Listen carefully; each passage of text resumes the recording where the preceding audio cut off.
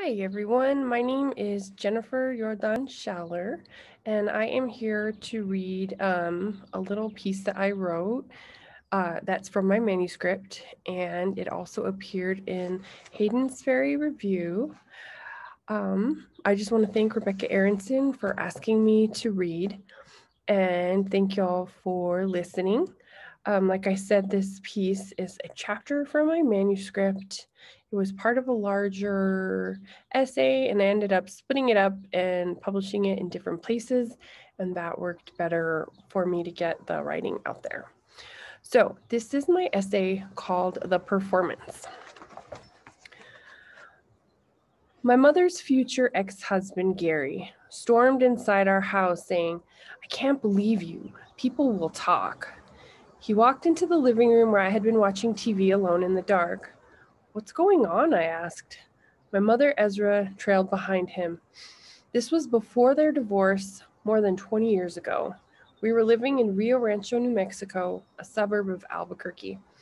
Gary turned around and started pacing the hallway as my mother said, "Don't tell her a thing." "What? Tell me what happened." Gary put one hand to his forehead, rubbed his thick brow, and snickered.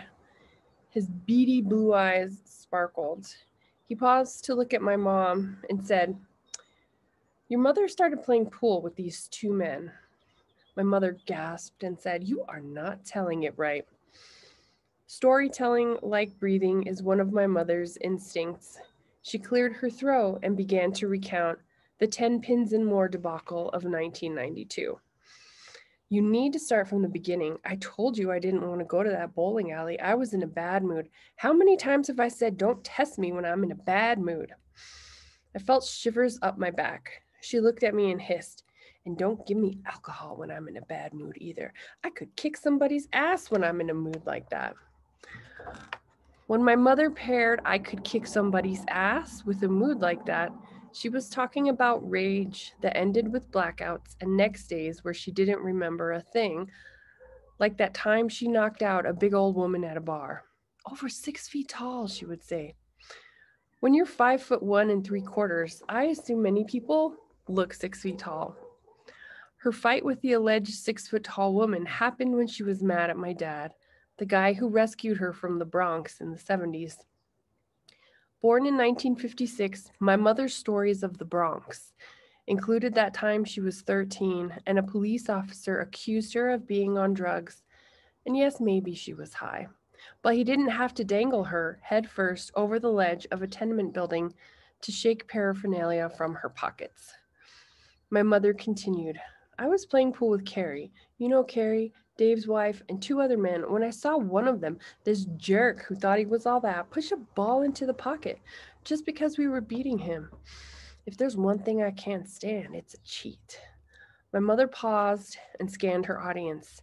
Me, a 14-year-old loner and outcast, and my stepfather, an insurance salesman and city councilor who frequented Phil's pub, Rio Rancho's prime location for blotto emotional encounters. In the years before DWI laws were strengthened in New Mexico, I remember my ex stepdad a few times placing an open beer bottle in his car's cup holder and driving off.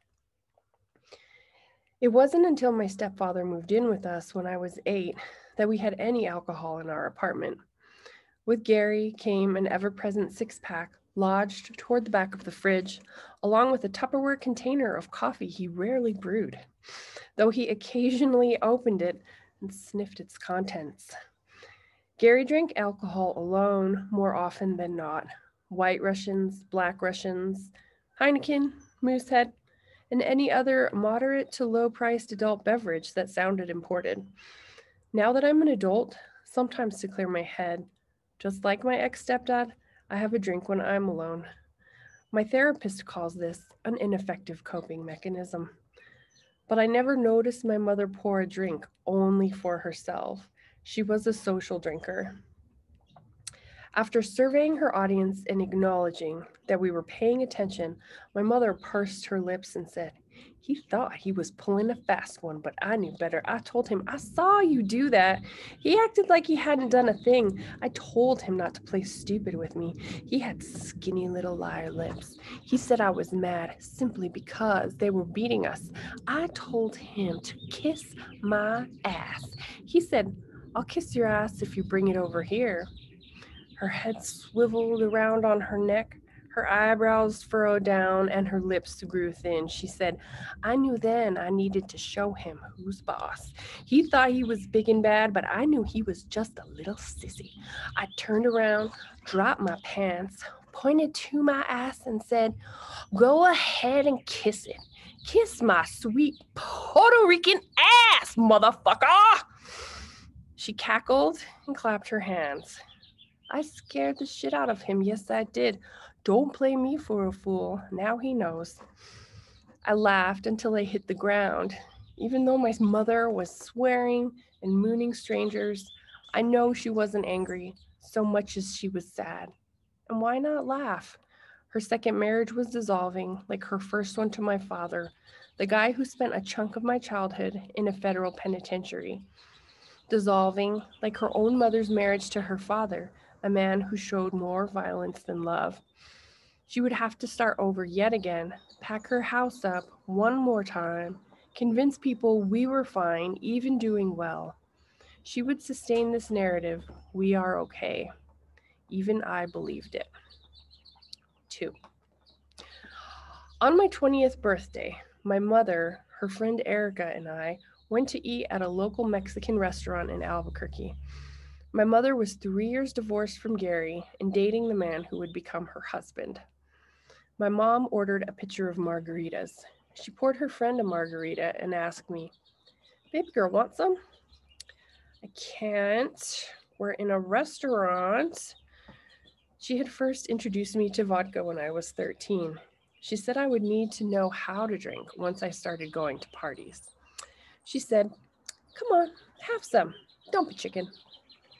Instead of telling her no, I said I couldn't. I was copping out, blaming my inability to drink on local ordinances, not the fact that I wanted to eat lunch with my mom on my birthday like normal people. My mother reached over the table and brought the straw to my lips. Not wanting to spoil the luncheon, as if my boundaries were the problem, I shrugged and took a sip. We drank, we ate, we laughed. Everything was fine until a waitress caught me holding a sticky glass and said, Leave or I'll call the police. We jaunted to the front door, leaving behind sweet, sticky fingerprints. With 3 drunken brains, we decided to keep drinking somewhere else. Erica drove her car, I drove my mother's. I could have been arrested for underage drinking and drunk driving, but it was the middle of the day, in the middle of April. The chaos felt like a bomb, but it also felt like my own gravity. It held me together. My body felt like it was hovering above my mother's car as we drove toward the Rio Grande Bosque, a ribbon of green forest running beside the river. Ornamental trees bloomed and their pollen, pungent like body odor, wafted through the car. My mother smiled through watery eyes. Her seatbelt retracted with a thud. Mom, what are you doing? She spoke jibber jabber.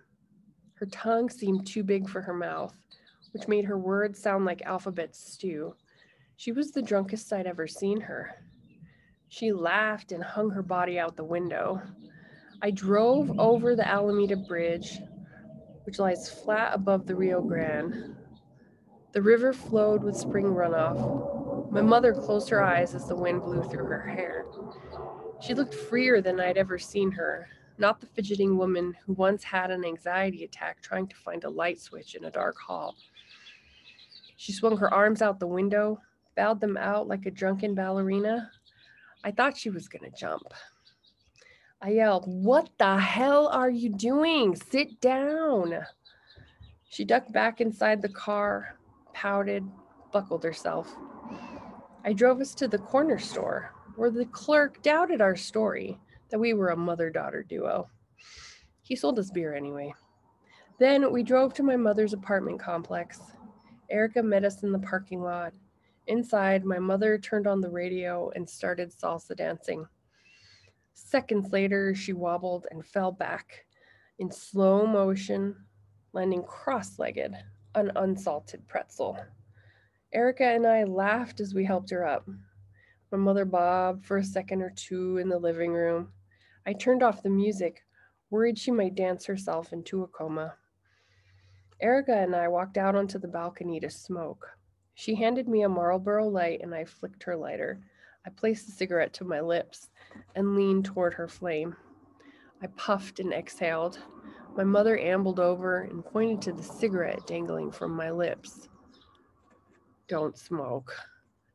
The irony was too much. The woman who persuaded me to drive drunk now believed cigarettes would be my downfall. I threw my head back and laughed. Then I took a drag and blew smoke in her face. She stormed off as I sucked that cigarette down to a nubbin. Erica and I stomped out our cigarettes. We walked back into her apartment, decorated with furniture she gleaned during her divorce from Gary. The white couch my brother and I weren't allowed to sit on. The place was too quiet. I said, Mom, where are you? Erica said, Ezra, where'd you go? She wasn't in the kitchen or her bedroom. The bathroom was dark, but the door was ajar. Inside, I heard movement. I opened the door, turned on the light, and found my mother. Her face was swollen, her chest was heaving, and her pants hung limp from her ankles. She had her hands on her lap, and her palms were turned toward heaven. She was weeping on the toilet. It was the tequila, not the fact that I blew smoke in her face. It was the choices she made that day. Her sobbing had nothing to do with me. Even still, when I saw her crying, my stomach dropped, and I felt responsible for her pain. I worried I made her cry when I blew smoke in her face. But that was wrong. I told her I didn't want to drink. I was arguing with myself because I couldn't cast our shared grief back onto her. I let it sink in, this burden we shared. My mother's eyeballs looked pink and fleshy as tears streamed down her face. I thought she was praying as she wept, but I knew it wasn't God she spoke to when she whispered, Damn him, the fucking bastard. I said, damn who? She said, bastard, fucking bastard. I said, Mom, get off the toilet. She said, no, loudly and bellowed, no, no, no. Erica walked in and saw my mother. Girlfriend, you have got to get off the toilet. I whispered, she won't budge. We're going to have to pick her up. She sobbed, fucking bastard. Erica said, who is a fucking bastard? What is she talking about? I am pretty sure the fucking bastard was all the sadness she stuffed down. For me, the fucking bastard was grief, but it was more than grief. It was all the times we didn't cry, all the times we cried, all the times we wanted to cry but didn't, all the times we cried and pretended we weren't crying. My mother's sobbing felt like intimacy. Who better to show your jagged self to than your child? I loved her fiercely, scared to leave her years after exiting her womb. Of course, I would hold her back from the edge. I dragged her off the toilet as she sobbed and placed her into bed. She woke up hours later, not remembering a thing. 3. The summer break after my first year of grad school, I threw a party. I wanted to celebrate finishing my first year of teaching and taking graduate courses. I invited my mother because I always invited her to my parties. She was fun, and she knew how to BYOB. She showed up with chocolate vodka and mixers named after candy bars. After 2 martinis, I told my mom that I didn't want any more, and she said, yes, you do. I was apathetic toward drinking in moderation. The night was always young until it wasn't. I shrugged and took a sip. Several hours later, I woke to the morning sun blaring into my eyes like lasers. How did I get upstairs? I jumped out of bed. My husband was still sleeping. I walked to the bathroom. A jaundiced woman with black, smeared eyeliner stared back at me. The hair I had blow-dried straight the day before sprung out from my head in lopsided curls. Downstairs, I assessed the damage. A cavern of cheese fondue in a pot, a shock of shattered glass confetti, moist streamers of lettuce leaves across the floor. I made eye contact with the cocktail shrimp wedged beneath a door. Was I the shrimp? We felt like each other. I called a friend and asked what happened. She said we ran out of chocolate booze. So logically, I distracted thirsty drunks by pouring a pitcher of water over my head. Then I slid across my kitchen like a speed skater. That's when my mother fell and dropped her martini. Gracious hostess that I was, I announced we should all roll in broken glass, and I would somersault first. My friend said she told my husband to pick me up off the floor, to which she replied, "Sometimes she does that." He meant sometimes I get out of control when I drink. This was the first time I had ever rolled in broken glass, but his sarcasm was a coping mechanism. Two friends and a woman I met 1 hour earlier guided me, loaded and loopy, to my upstairs bathroom. I hurled a purple and black doomsday smoothie into the toilet and felt better. When I finished retching, I ripped my clothes off and yelled, "I'm butt-ass naked and my pussy's out." I yelled it more than once, apparently. I can see how I wouldn't want to miss the opportunity to yell butt, ass, and pussy without feeling immediate regret. The night of my debauched grad school party, over days and weeks, my memory of that night came back to me. I wanted to forget the pleasure of standing at the top of my stairs, tossing up my arms, and feeling like a mountaineer, freshly freed from an avalanche. 4. At the time of this writing, I am a 42-year-old mom. I am 6 years older than my mother was when she mooned 2 men at a bowling alley, and I have 2 daughters, aged 8 and 12. My whole life feels strange, like someone else lived it. I fear I have been handed the lead in a play that will close. People won't attend. Nobody likes the story, not even the director. Critics will enjoy ripping my protagonist to pieces. Who is the protagonist anyway? It seems like there are 2. When my oldest daughter was 4, she asked me to watch a Tinkerbell movie with her. We cuddled next to each other on the couch, and at the movie's end, fairies sprinkled magic dust onto the principal human characters in the story. Then they informed the audience that love is the most important kind of magic. That's when hot tears shot from my eyes. Trying to give my daughter what I don't often feel: happiness, love, safety. It stirs up grief. My feelings clanked together, a metal spoon scraping an empty bowl. My daughter looked up at me. "Mommy, why are you crying?" I wiped my face and said, "I like this ending." And then I kissed her head. I felt a heap of guilt, and it made me feel dead inside. Since having my own kids, I have been avoiding my mother. I bury her into my past, and it feels wrong. It rips me in two. When I see her, if I listen closely, I can hear my blood surge outward. I panic. It is hubris to think I can escape the chaos of my formative years by avoiding my mother and avoiding the past. But the explosive memories stay with me. They safeguard me from losing control. Even though I like the way it feels to explode, to be rather than think. Could I, one day, stumble from a toilet, drunk and sloppy, while my child watches me stuff down decades of sadness? Fear of motherhood, it's a thing.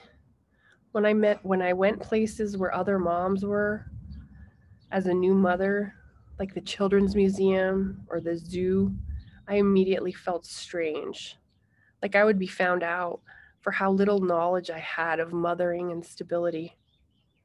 When I separate my mother from the symbol of motherhood, I can see the ending of my story plain as day. I love my mother. She is bigger than life, an intoxicant, but I don't trust myself to remain true to who I am while under her influence. Very often I have been complicit in our holy mess. Knowing my mother reminds me that I can be a real piece of shit. She holds a mirror to my face, and I fear I will not figure out who I want to be when I am close to her.